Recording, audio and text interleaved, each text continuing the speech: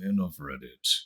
What is your worst nice girl experience? Story 1. I relocated to a very small city, nearly 4 hours away from my girlfriend of 5 years. Excellent job opportunity. I work in a public place that sees all types of people and incomes, and I am constantly hit on by women of all ages and incomes. Anything from being called pet names to lewd suggestions. Some will ask me out every time I see them, despite reminding them every time that I have a girlfriend. That doesn't always, at least momentarily, stop them. Most of the time, when I politely remind them I have a girlfriend, or ask them to stop with the pet names, I get some type of comment about how great they are, and that I'd only be so lucky, and they could find any man, but we're just trying to be nice, since I'm new. One gave me her number for maybe the third time and said, we should play this weekend. I reminded her I have a girlfriend who will be in town this weekend, and I left her number sitting on the counter. The girl started angrily laughing and hit back with, you think you're actually worth my time? Ha ha, good luck. You're just going to be single and pathetic forever. Wow, you won't see me again. Ha ha. She was back in before the month was over, trying to flirt all over again. Lots of women expect that they can get it anytime from nearly anyone just by showing attention. Race, social status, age. I've learned none of that makes a difference to nice guys or nice girls. Opinion. How difficult is it to respect other people's boundaries and understand that not everyone is a cheating POS? Story 2. A girl at work and I were drinking together. We had only known each other for 4 weeks, and the drinking was me trying to get to know her and be friendly. She was clearly into me, so I made a move and we started making out. She said she loved me and has wanted to F me since we met. Keep in mind, we had only had 2 drinks at this point. I am turned off instantly by this red flag and tell her that I am now uncomfortable. She says she wants to date me, to which I refuse, because I was too creeped out. She then yells at me saying, you're an a-hole. Yeah, I accept that. She is upset. And you deserve to lose your life. I was willing to cheat on my fiancé for you. You will never have a girlfriend be more loyal and loving. Get unalive, you C-word.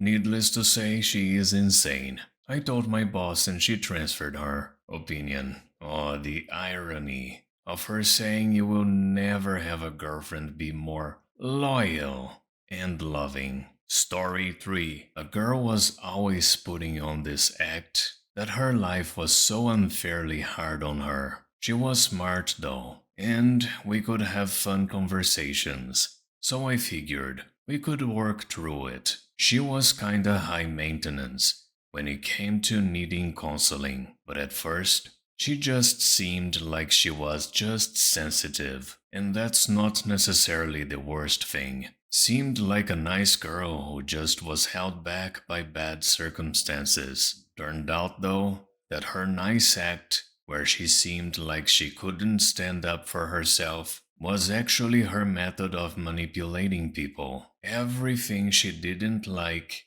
became an attack against her. Any problem I had would become her problem, which I would then had to console her through and try to carefully explain myself and be ashamed for dumping it all on her. Conversations would get twisted beyond recognition. I'd be accused of swearing and yelling in the most minor of disagreements. Through text. Never once could I find an instance of me swearing at her, and I was very calm and didn't think it was a big argument at all. She used her outward appearance as a small nice woman to keep a permanent victim status, which she would use to manipulate other people into submitting to every way she wanted them to think, because she would do everything to make you feel like you're the bad person, so you would let her have her way. And it often worked because most people just want to avoid conflict. Yet still, she vents to a bunch of people, and God only knows what she has been attributed to me. Because after going through a few months with her, it really made me question all these stories I've heard about her parents and exes and whatnot. I'm not sure if she's even aware of why she does it, or if she just learned it at a young age and just does it without thinking because it got good results too many times. Opinion. Oh, yes. Manipulation and gaslighting. Nice. Story 4. I'll keep it as vague as I can in case she reddits. But in college, I joined a video production group sponsored by the university. Most of the people were what you would expect, mostly awkward and quirky, but a nice bunch. And hey, I don't judge. They were friendly, and being a part of the club would look good on a resume. Anyway, I got to know a lot of them, and we would hang out on campus after classes and discuss projects and stuff. There was one girl in the group that was a little out there, but nice enough. She would be nice to me, so I was friendly back. She would buy me lunch and send me poems and stuff for, what she said, critical feedback. I never flirted with her, nor led her on or anything. I heard that she was interested in me, and that she's typically not like that with other people. I started to distance myself from her because I was not interested. I wasn't attracted to her, or her sometimes strange personality. And besides, I was pursuing another girl, who will now be my wife in a couple of months. I casually hinted to this nice girl that we would be just friends. Apparently, she flipped out to some others in the group about me after that. Told them I led her on, treated her badly, and used her. Said I was an a-hole, etc., etc. Tried to spread rumors about me, to hurt my position in the club and my projects. She was even unpleasant to my soon-to-be wife when me and her started dating, which was months after distancing myself from the nice girl. Luckily, 99% of the group stood up for me because by then they became to know the type of dude I am, and that she's nuttier than a Chinese chicken salad. I was originally flattered by the attention, but shudder now when I think about it sometimes. Opinion. What a manipulative person. Now, imagine the kind of damage someone like her could cause with social status, money, and charisma. Story 5. TLDR.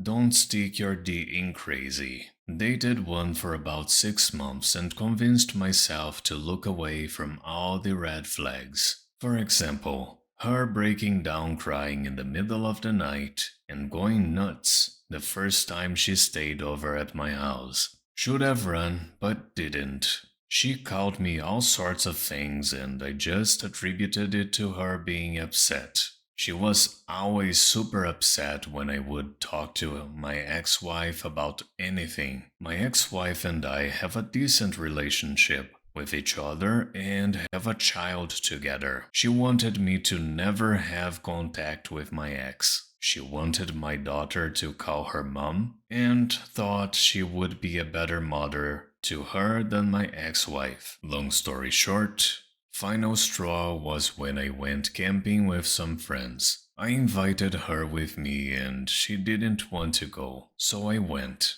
Came home and as soon as I walked in the door, she started on the whole yelling about how I didn't love her because I didn't call or text the whole time I was gone, knowing full and well that I had no cell service where I was going. I told her it was over, which led her to a breakdown telling me about how disgusting of a person I am, how badly I treated her, and I didn't deserve someone as good as her, or that I cheated on her with 4 different women. Never happened. Which switched to how sorry she was and how good to her I was. At that point, I was finished, and wasn't letting her come back to persuade me to stay with her. After she moved out, I was contacted by child services, informing me they received a complaint that my child was unsafe. Yup, glad I'm away from her.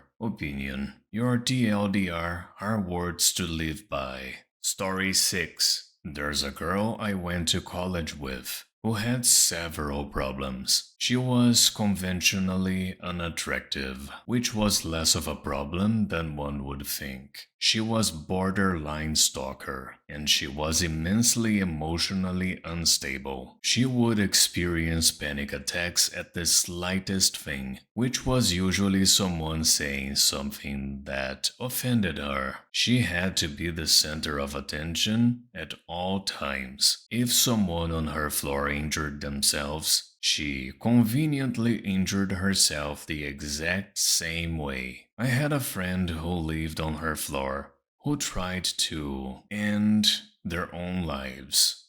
Freshman year, this girl couldn't stand my friend having that much attention, so she tried to do the same thing to herself, the exact same way. Worse, she never got the hint when any of the dudes, myself included, she was obsessed with, told her they weren't interested. I had the misfortune of volunteering at the same after-school ministry with this girl, and one week she took a basketball to the back of the head. She immediately loses her mind, starts puking everywhere, and demands to be taken to the hospital to treat her concussion. The site leader's wife and I drew the short straws, so we transported her to the ER and sat in the waiting room for 4 hours, only to find out from the doctor that this girl had absolutely nothing wrong with her.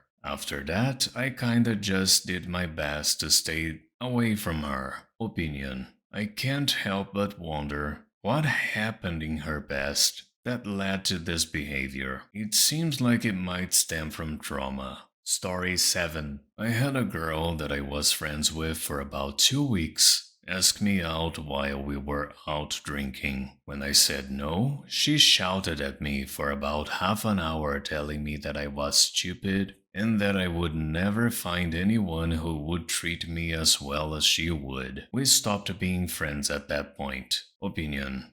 Hold on. So what she's really saying is that you will never find someone who will yell at you for half an hour after being rejected. Honestly, that sounds like a good thing. Thank you so much for watching. Don't forget to like, subscribe, and activate the bell button to receive notifications to my latest videos.